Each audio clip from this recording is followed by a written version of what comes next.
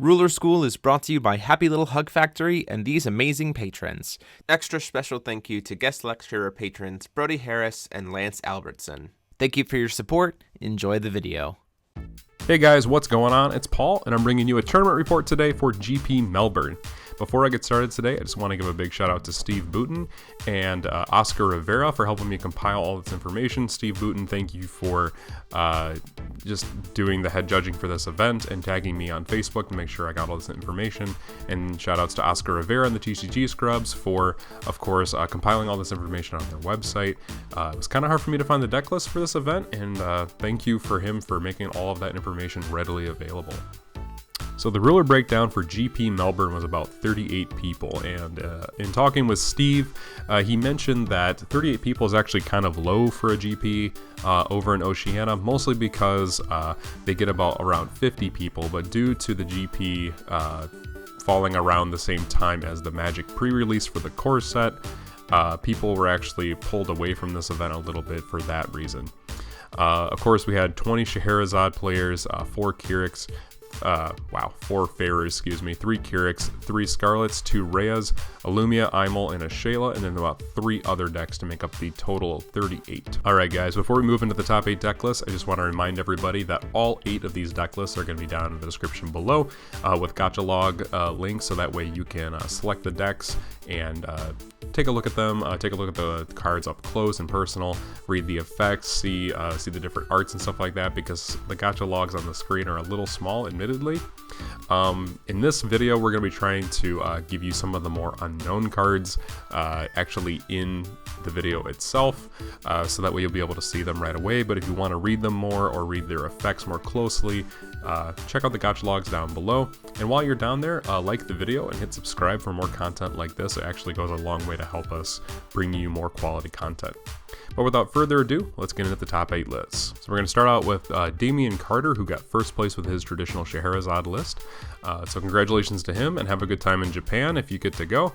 I just wanted to bring your attention, first of all, in this list to the fact that there are very few dolls that are being played. There's only 2 of the Enormous Effigy, and there's only 4 of the Patrolling Guard doll. Everything else is pretty much either Lorites, Sacred Elves, Melfies, or the new Gil Lapis and Priscia ready for the final battle. So this deck is really angling to disrupt you early game with things like Thought Control and Glint of Insight, remove some things from the board with not only the one final battle, which you may or may not see when you're playing this list, but it's just there as sort of like a backup card. But you also see things like Null Page, which will help disrupt your opponent's plays, because if they can't play their Resonators, then they really can't play the game whatsoever, unless they have a way of putting, instead of playing Resonators from their hand, graveyard, deck, wherever, they have to get around this card in some way or just straight up get rid of it. And there's not a lot of addition hate in the format currently, so it's kind of interesting to see that this card is actually in the list. But in general, this deck is pushing for swarming the field with things like Patrolling Guard doll and Gil Lapis, so that way you can get in massive amounts of damage really quick, and then if all else fails, you can flip your Scheherazade, bring back your Patrolling Guard doll from the graveyard, bring out another one from the deck, and suddenly you have 32 damage on board, which is absolutely huge. You'll notice that the deck also plays 2 Alhamat's Black Lightning as a way of destroying opponent's puppet makers, which I think is a really neat trick. This is one of the very few cards in the current New Frontiers format that actually can't be chased. So it's kind of interesting that this card is seeing play in this person's side deck in particular, because it's one of those cards that I kicked around even using myself. So it's kind of cool to see this being used. I'm wondering if the player actually used them at all in his final match, because he was actually playing the mirror in the final matchup. So it'll be kind of interesting to see if you're around and you're listening to this video, let us know down below if you use this card or if you have any thoughts on the deck list in general. But again, congratulations to Damian Carter. Have a good time in Japan, and we'll be moving on to the next list. So next up we have the second place Misha Mashkin and third place Ronan Morris, who are running very similar lists, which is why I'm just compiling them into one slide here for the most part. So this is a red Scheherazade list, and there's 2 different ways you can typically go with anti-Sherry Scheherazade lists. You can either go blue, which is something that we saw from John Paul Klintworth at the Collinsville GP, or you can go red, which is something we also saw in Collinsville with Derek Maguineza's list. The difference between these lists and Derek's list is that Misha and Ronan are actually playing more dolls. So you're seeing things like Patrolling Guard doll, Puppet Maker, which is not a doll, but if you're going to be running a doll package, you probably should be playing the Puppet Maker, so that way you can cast things like the Last Audience in your opponent's turn and make use of it with Seed of Rebirth, so that way you get to just draw a bunch of cards and control your opponent's aggro. In addition to that, they're playing any different complements of Glint of Insight or Thought Control, which I think is really interesting as well. They both played a Blazer for more hand disruption and to be a huge body on field. And then the linchpin of the deck, I would say, is Null Darkness next to Valentina. So Valentina is a really big 4-drop that comes in and removes something from the game, and then because they're playing Evil Elemental Uprising in the main board, she can potentially do a ton of damage by cycling your opponent's graveyard back into their deck, disrupting their draws, but also just dealing a whole bunch of damage, giving herself swiftness and things like that. So she's actually kind of an interesting inclusion in this list. We haven't really seen her outside of that, outside of things like, maybe a Gil Lapis 2 list, but she's definitely a big resonator.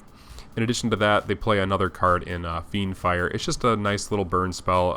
It's a red spell that if you play black into it for its X cost, you actually deal a bunch of damage and gain all of that back through lifelink. So it's kind of cool to see that this card is still seeing play, and with things like Otherworld Dreams not on the meta, you actually get to play something like this, which I think is really cool. Next up, we have Tasman Permezel, who is playing Shayla, the Mermaid Princess, and it's a blue-black list. And of course, this is my favorite J ruler, so I think this actually should have won personally. But biases aside, Shayla lists are pretty much a blue sort of mid-range aggro list, utilizing things like Mega Thunderfish, Lightning Aquafowl, Raiju, Angelic Voice Mermaid to a degree. It's sort of like a Tama that you could poke in for 3 damage. It's pretty good for that. And then, of course, it gets a ton of removal in the fact that it has the Path We Part, which can bounce or deal 6 damage to something. Shayla's Return, which bounces anything 4 or less. It's sort of like Dragon Lord's Breath, although a little bit less versatile in that way, because you're not running, Time Magic or Time Spinning Witch or anything like that. Biri Biri Ball as a way of just getting rid of problematic resonators. Final Battle to wipe the board. And Heteroclite Excalibur, as a way of just getting rid of problematic resonators at chance speed, so that Favor Spell can't cancel it. And then, of course, they're playing Ray, because Ray is just a really strong resonator in a blacklist in general, because if it flips and becomes an 8/9 flying, that makes everything kind of sort of barrier-ish. It's a pretty hard card to get rid of at that point. One card you may not recognize is this card. It's Lightning Shield, and it's a blue 1 that it has quick cast, and it's a chant. And if you play it, you target J Resonator, and that J Resonator gets +8 defense and barrier until end of the turn. And then if the weather is Thunderstorm, it gains the bonus effect of when damage is dealt to this card by a J Resonator, this card deals that much damage to that J Resonator until end of turn. So it's a really good defensive spell. This is something that you could have played Thunderwave instead of this, or you could have even played the Lightning Golem, Keys' Call, things like that. But this is a really cool defensive spell that just makes it so that your opponent can't attack into Shayla or any of your other Resonators, but they also just kind of get hit back if the weather is Thunderstorm, which if you have a flipped Shayla, it will always be Thunderstorming, hands down. So thanks again to Tasman Permezel for building this list and piloting it so well, and for making top 4. Next up, we have Kaijan Nu, who was playing the only Lumia list that actually entered the event, and he top 8'd with it, so congratulations to him for that. He was playing a basic Lumia Hook list, but instead of Hook or Mosasaurus, he's actually just playing Jupiter as a way of flickering Jupiter, coming in as a quick cast 10-12, canceling a chant, and then he's able to just continue to recover resonators or bounce resonators or draw cards, things like that. Pretty much whatever he needs. If he just keeps flickering this resonator, it does a lot of work for him in turns 3 or 4 if you're ramping into him. In addition to that, he's playing a complement of Rachel's as a way of stacking your opponent's deck, and if it leaves, you have the ability to search for the 1 Yarlith Otep, J-activate with either of your either your red stone or your Melfi's, and then you have the ability to just continue to do tons of drain damage with a Swiftness Resonator that's a 10-10, and it can't really be killed because you can just J-activate and do more damage with it. The thing you're going to notice here is that they're not playing Moonbeam Butterfly in the main, and I think that's either because they wanted to keep room for things like Final Battle and Glint, or they wanted a complement of Charlotte's Water Transformation Magic and a Millennia Bond to sort of back up their already pretty robust cancel package in 2 Lore and the 8 cancel spells. In general, though, they're playing it in the sideboard in case they need to fetch things like Ice Shackles or Abdul in games 2 or 3, which I think is, absolutely fine. But other than that, it's really cool to see that the Lumia list that entered the Lumia list that entered the tournament actually got into top 8. So congratulations again to Kai. Next we have Lachlan S. I actually don't have their last name, so I'm going to just call them Lachlan. This is really, really close to being just a mono red Kirik list, with the exception of the 4 Sylvias and the 1 Viola as the only green cards in the main list, and there's actually no Severing Winds or Faerie spells to be seen at all. And I think that's mostly because they wanted to have complete and utter access to Sylvia on turn 2, so that's why they played the 4 green stones in addition to the 2 Dragonor. Of course, they're siding Null Darkness stones, so that way they can play Majin Dark Elves in game 2. And they could also side into something like a Null Darkness and a Thought Control to disrupt the opponent a little bit. And that's a good way of kind of bringing in things to replace the green package if need be. But I think it's interesting that they're not playing any Faerie spell or Severing Winds whatsoever. Usually Kirik wants to play those cards as a way of backing up their aggression so that, the stuff they have is actually going to go through. But I think this list is actually kind of interesting, especially going in the next cluster when we presumably don't have any dual stones. This is kind of what the deck might look like going forward. We won't have Lightning Strikes, of course, but we will have most of these cards still, like Whole Pig, Ground and Air Supremacy, Play Dead, Palm, Pathway Part. These are all really strong cards for the list, and who knows, we might see something like this going forward as well. Also, a big shout out, the Shayla actually plays no part in this list whatsoever, except it's just the best J-Ruler. So if you're not going to be playing the best J-Ruler, you're going to be playing Kirik instead, you might as well just side Shayla, because, why not? It's the best J-Ruler outside of this, right? So shout outs to Lachlan for siding the best J-Ruler in the game, period. Next we have Dale Evans, who ran the only Imal list. So you're going to see a theme here. There was 1 Shayla, there was 1 Imal, there was 1 Lumia, and they all top 8'd, which I think is pretty cool. And we'll talk about that more later, but this list is very, very interesting. There's a lot of stuff that you normally just don't see people who play Force of Will play very often. But this list is actually pretty cool, and for this part of the video, I'm going to go into a little bit more of the card details, because not only they're kind of hard to see, but some of these cards are something that most people just don't play, and so they probably don't know the effects right offhand. So I'm going to try and give you those on screen if they needed some explanation or whatever. But let's just get right into it. So Imal is this J-Ruler that flips. When it flips, you get to enter a lot of these different resonators. So you can flip into any of these resonators, and it also has flying and imperishable. There's some inverse cards in this list to give her a little bit of an attack boost. But the attack boost isn't really something that's something you need for the most part. What's really cool is that Imal works in conjunction with some of the activate abilities that we see in the list, and we'll just get right into the list itself, so that way you can kind of see some of the interactions, which I think are pretty cool. This deck is definitely worth time spending a little bit more time on just looking at some of the finer details. So first of all, we have Venus, which is like a 1-drop 2/2 Tama. There are 5 historicals in the deck. So if you end up with multiples of these, or you end up with the one Saturnius, you can potentially make it a really huge 1-drop on turn 1, which is kind of cool. Next we have the Lowly Spirit Bug, which is another Tama-esque card. It's a 1/1 with swiftness. And when it enters the field, you draw a card. It's an insect and a soul, which will become relevant if you notice that this card down here is the Kingdom of Adversity. So there's a lot of like multi-race cards in this list that are going to be doing a lot of work in later game and stuff like that. Next we have the Drifting Little Moon, which is a moon treasury item with 5 and 5. It is a 1-drop blue resonator, and the card can attack, but if the opponent is attacking and you want to deal some damage to it, it can deal 4 damage to target rested resonator. If you tap it, and if you have 4, you can just straight up destroy a resonator. This card works really well in conjunction with Imal, because Imal can just untap, so you can be dealing 8 damage.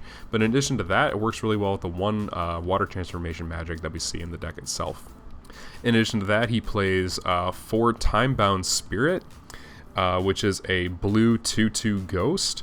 And when it's put into the graveyard from the field, it acts sort of like Divine Bird of Ataraxia, and it draws you a card. And whenever you play a God's Art, you may put this card from the graveyard into the field. So potentially, if you play this Alice God's Art after turn 4 or 5, you have the ability to just swarm the field with these 2/2 creatures, which all get boosted from the Kingdom of Diversity, which I think is pretty cool.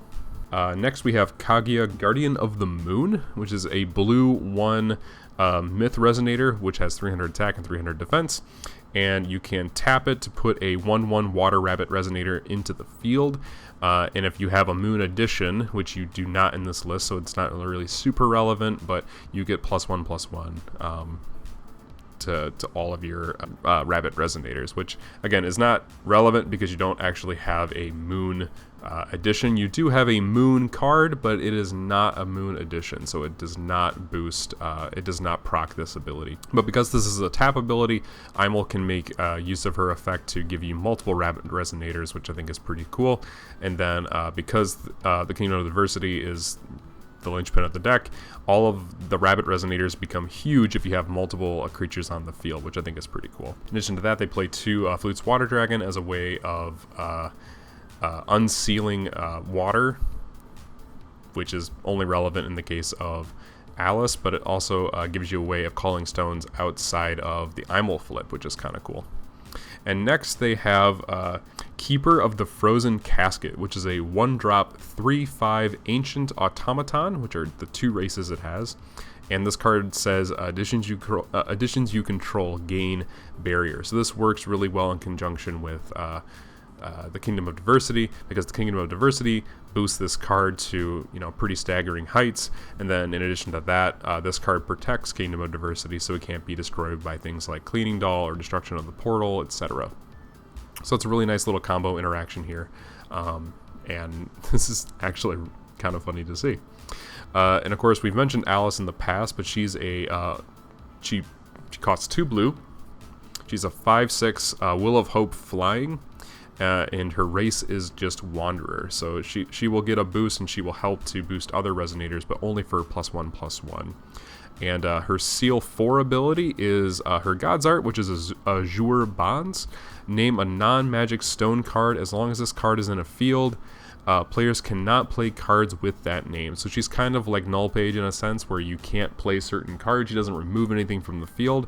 But if you do God's Art, you can bring out this Time-Bound Spirit, and then you both boost each other for +2/+2.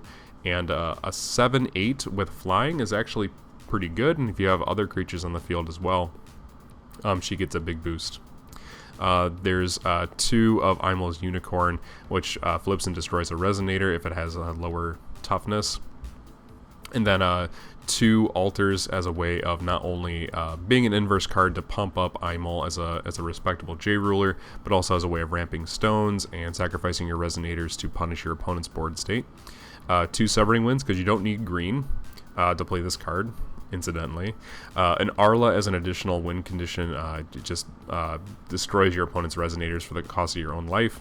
Saturnius as an additional historical, and what he does is he's a 5/7 blue 1, 7 Luminaries Mage, in a historical. And when this card enters the field, you may put target non-magic stone, non-Jade Resonator, which at this stage means addition, on the bottom of your opponent's deck. and it's only additions your opponent controls, so it's none of your own stuff. You can't reuse altars, etc., which kind of stinks. But it does have a zero cost activation ability that targets your own J resonators, and it gets +2 once a turn, which is kind of cool. In addition to that, they have the 1 water transformation magic and the Amaterasu's Foresight. So I know we spent a lot of time on this list, but it's just so different. It's something that you don't normally see happen too often, and this is something that I think a lot of people wanted to see with something like Imal, being able to use Imal to get you a lot of different powerful effects that are all tap abilities with things like Kaguya and Drifting Little Moon.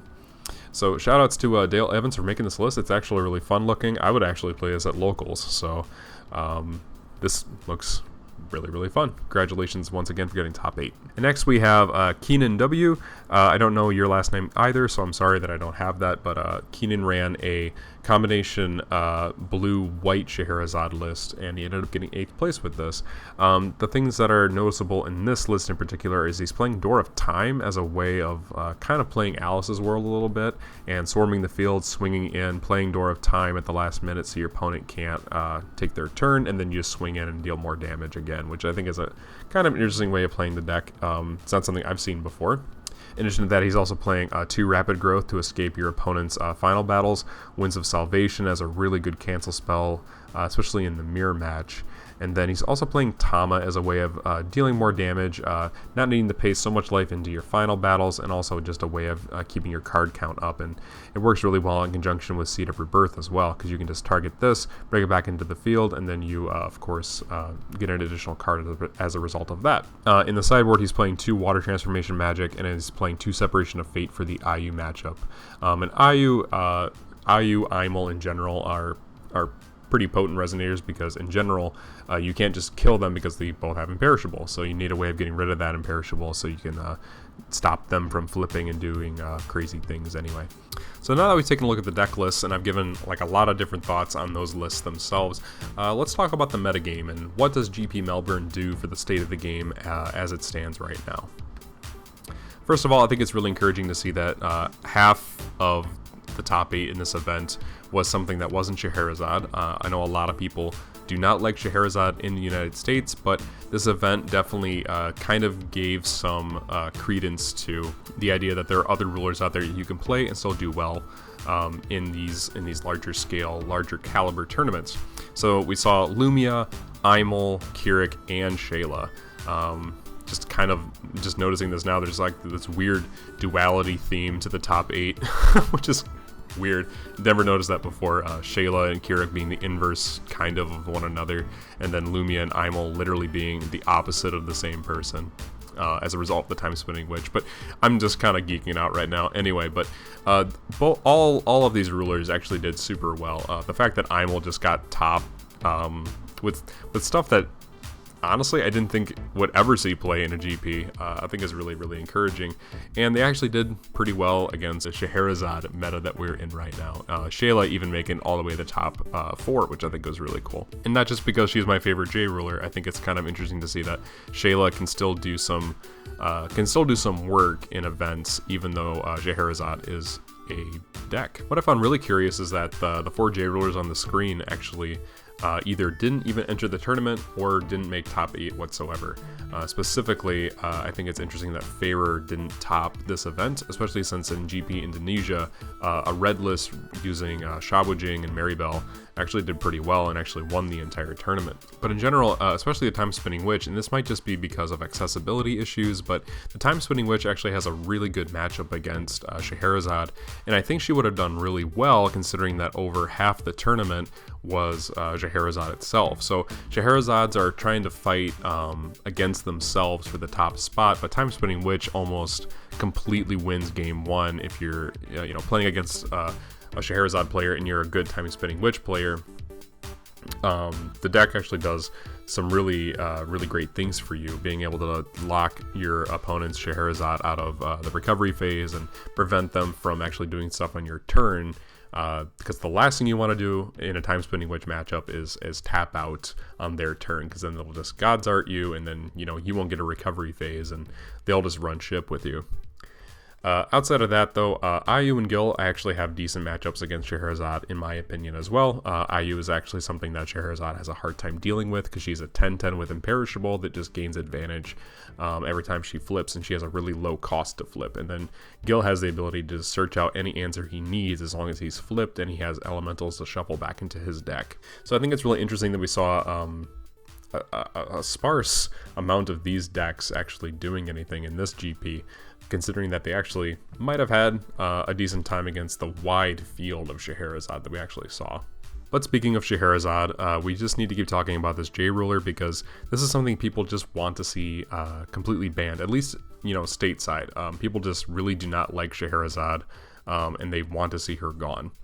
With that being said, after Collinsville, Indonesia, and Bonn, we weren't really sure whether or not she was going to get banned immediately or if they were going to wait till GP Melbourne, considering Indonesia was one of those events that didn't have a ton of people. Now, Melbourne had marginally more people, about 50% more people than Indonesia's GP had.